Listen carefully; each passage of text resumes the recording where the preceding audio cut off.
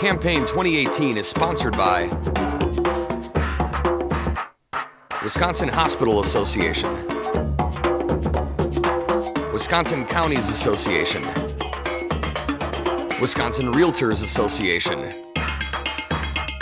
Marshfield Clinic Health System, and Campaign 2018 partner Milwaukee Journal Sentinel.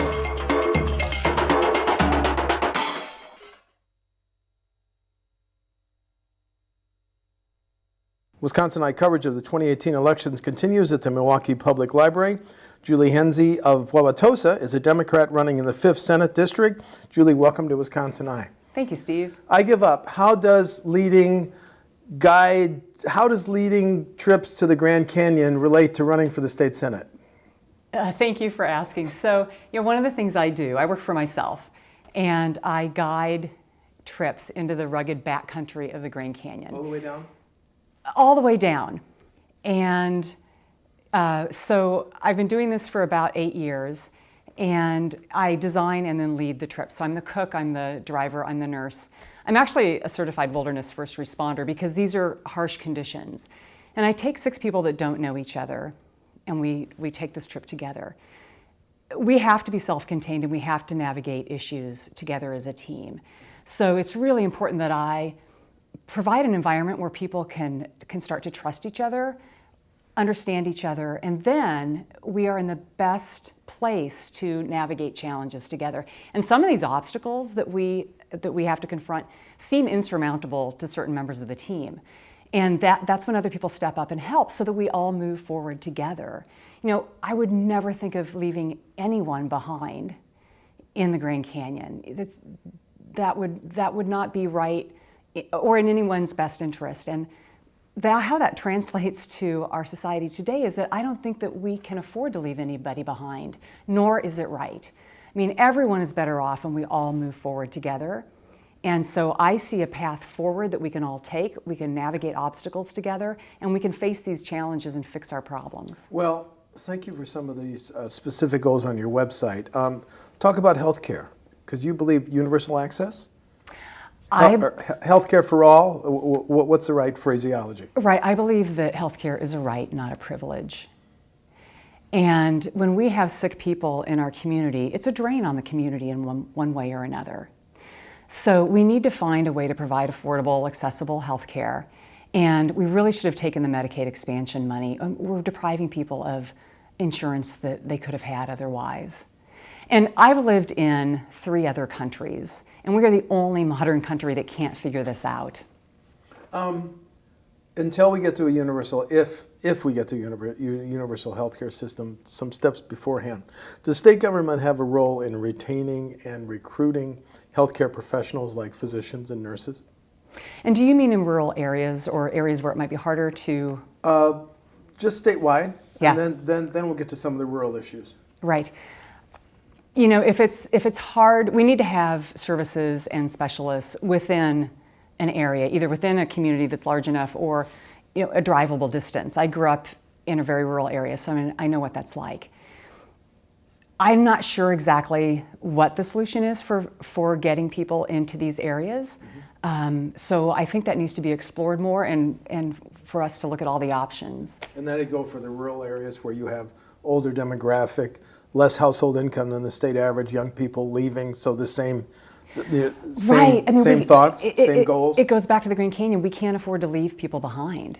And especially if you're underserved, we need to catch them back up. On your website, you say that Wisconsin is pitting public schools against private schools. Please explain. Yes.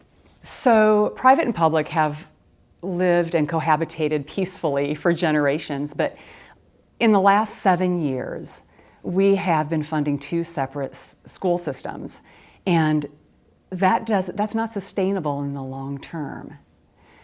We're taking money away from the public schools to use it in private schools, and when you cut funding, you're gonna eventually dig into the bone. It's not like there was a lot of fat or any fat to begin with. Our school systems run lean.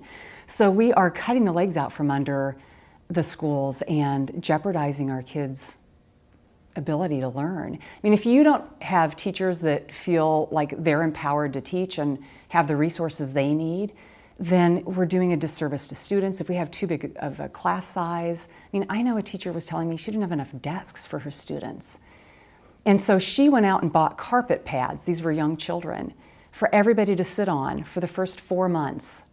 And they used clipboards for their writing surfaces. Do you want the hundreds of millions that's now being spent on the choice voucher program diverted to public schools? In other words, do you want to get rid of the choice program? I don't know that that's the solution. I mean, as I said, we've had private schools living peacefully with public, but we do need to make sure that we are keeping funding for public schools and not siphoning it off.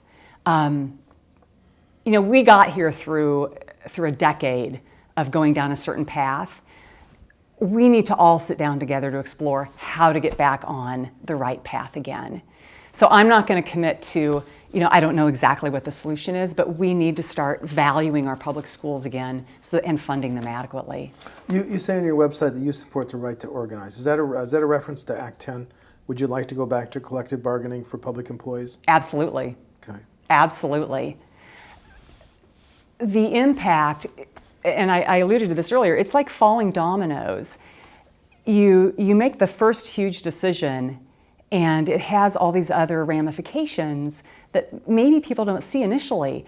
And I know a teacher who said, you know, it used to be that parents blamed the teachers for the problems that we're all facing, and now they're seeing that it actually has to do with overall funding, and teachers having collective bargaining rights, you know, it's all mixed together. And you also say on the website you support legalization of the recreational marijuana and medical marijuana? Yes. I think it's time that we legalize it. I'm sorry, any PS on that? Yes. So every teenager has access to marijuana if they want it. And maybe adults have just been looking the other way. And so if we accept that reality, then why are we throwing people into the criminal justice system for possessing or selling something like marijuana? Now, that said, once we legalize it, we know from neuroscience that it is not appropriate for teenagers to be using drugs. It's absolutely not. So I'm not condoning it. I'm not saying that, you know, hey, let's just distribute it on the street corners. But I'm saying that this is the reality that marijuana is out there. Let's make it available for adults to use recreationally. Let's let families who have a member with, you know, dealing with chronic pain have access. And then let's have an educational component so that we can prevent abuse of teenagers whose brains aren't ready to deal with that kind of drug. Your website also talks about next steps in fighting the opioid, methamphetamine, heroin epidemic. Thoughts? It's a crisis, and I think we all know a family or someone who has dealt with this issue. We need treatment. We need education. We need to prosecute the criminal players. We need smart legislation. And we need long-term support for those that are dealing with this. I mean, I know a family where, you know, the person went into rehab, they came back out, but they're not getting the support that they need to kind of go back into the mainstream of life and be successful. The impasse in the Capitol, the gridlock on how we pay for highways and bridges, how would you fix it? Yeah, well, there's a lot that we could do. Pieces started falling off the zoo interchange 9 years ago. That's a long time ago, and we still haven't finished that project. The first thing we need to do is stop diverting money away from and holding funds away from finishing projects like this. It's the busiest interchange in the state. And people in my district are really fed up with the hundreds of barrels and, you know, backups, bumper to bumper backups that we're seeing year in and year out. And it's due to bad leadership in Madison to fund our transportation budget. We have a lot of debt service. We have robbed Peter to pay Paul. And it shouldn't be that hard to fund something as important as roads and infrastructure. I've replaced the sway bars under my car twice in 18 months, and that has cost me roughly $400. When Walker has what he says is a budget surplus, and he's giving families $100 per child as a way to distribute that surplus, but we haven't repaired our roads, I'm coming out worse off. Even if I got $100, I'm still paying $400 for the damage those potholes did to my car. And I think it's irresponsible to have a surplus when you're not putting money in a budget. It's like going on vacation, but you haven't fed your kids for 6 months. There's an incongruity there and a lack of ethical leadership. So would you have diverted the $122 million that will be mailed out in checks to highways? Some of it. Some of it. Yeah. I mean, we need to look at the whole budget. A budget is a statement of your values and your priorities. And I think that the way we have designed our budget says something about what our current legislature values. Would you vote to raise the gas tax, the registration fee, or consider tolling? People are telling me that they just don't like tolling. Okay. So that one, not so much. Gas tax, that's on the table. I think that it's fair to consider that. We have to pay for what we use. We have, if we're going to have roads and schools and fire departments, we have to fund them. A gas tax seems like a reasonable way to do it, but there may be other things that I don't know about that that needs to be brought to the table, and I have a little bit more to learn maybe in that area. Any specific amount you'd consider raising the gas tax by? No, I don't have a specific amount. A big debate in the next budget is going to be whether we need a new state prison. The prison in Green Bay and Waupun, they were built in the 1800s. We're closing the 2 juvenile prisons up north. Do we need a new state prison? We need to reform our criminal justice system as it stands. We have the highest rate of incarceration of African American males in the country. And to me, that speaks to an underlying issue that we could put resources into and fix the problem before it starts. And for me, that includes better education and job opportunities. You say the DNR should use science. Isn't it now? No. Categorically? No, not categorically. What's happened is we've gotten away from making decisions backed by science in a way that's objective. Okay. And we have so many scientists retired or have just left because they could see that their experience and knowledge was no longer valued. Okay. And I think that that's a travesty. Local governments have been dealing with levy limits since 2006. Some local officials say levy limits hurt their ability to provide local services. Is it time to loosen levy limits or get rid of them? So I've spoken with mayors in multiple communities in my district, and they've said that they feel like they are hamstrung by these limits. And in fact, the state's budget agency, our nonpartisan budget agency, says that the legislature has passed 128 measures to limit the authority of local government in running their own towns and counties.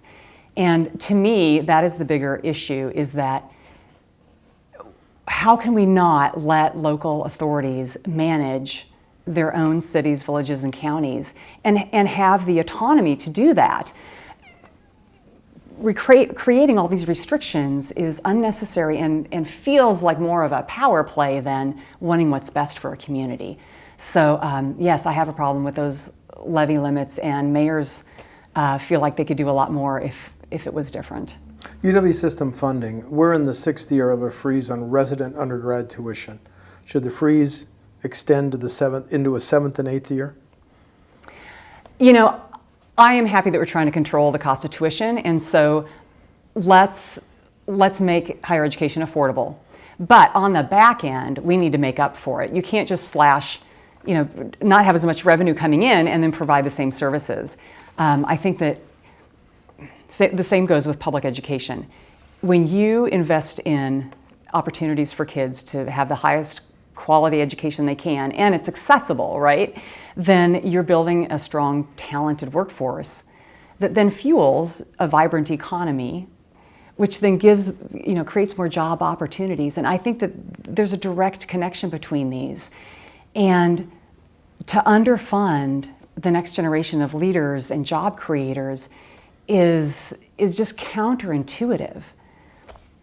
The $4 billion in state and local tax breaks and incentives to Foxconn, would you have voted for it? I am not happy with the Foxconn decision. I think that it shows bad leadership. It really does. We all want jobs. We want Wisconsin to have a strong economy and to have job opportunities. However, what we paid for Foxconn was on average $200,000 per job. And all of our past incentive packages that Wisconsin has offered, on average, it was $28,000 per job. So this is 8 times the amount. Does it really take that much to lure a business here? In essence, it's the biggest tax giveaway to a foreign corporation in the history of the United States. I just don't see why those funds couldn't have been better distributed for teachers and roads and all the other needs that we have. It was irresponsible leadership. And last question, the 5th Senate is an open seat. Do you want to highlight differences between you and your Republican opponent? Well, this gets to the irresponsible leadership. We've had 7 years of the same legislative body and makeup, and we've had the same governor. And in 7 years, they haven't improved the conditions for families or provided more opportunities. It feels like they provide opportunities for those that they want to give favors to, and that the rest of us are being left out of the equation. And I compare that to, if I take 6 people into the Grand Canyon and then I pull 2 of them aside, make deals behind a boulder and then come back out and announce to everybody what we've done, and it's to the detriment of the rest of the group. That is not ethical leadership. We need to make sure everyone has a say and is going to benefit from the decisions that we make. And a lot of times getting to a better place long term means a lot of hard work in between. And I think most people are willing to do that hard work. We just need to give them a chance. Thank you. Julie Henszey of Wauwatosa is a Democratic candidate in the 5th Senate District. The election is November 6th. Julie, thanks for talking to WisconsinEye. Thank you.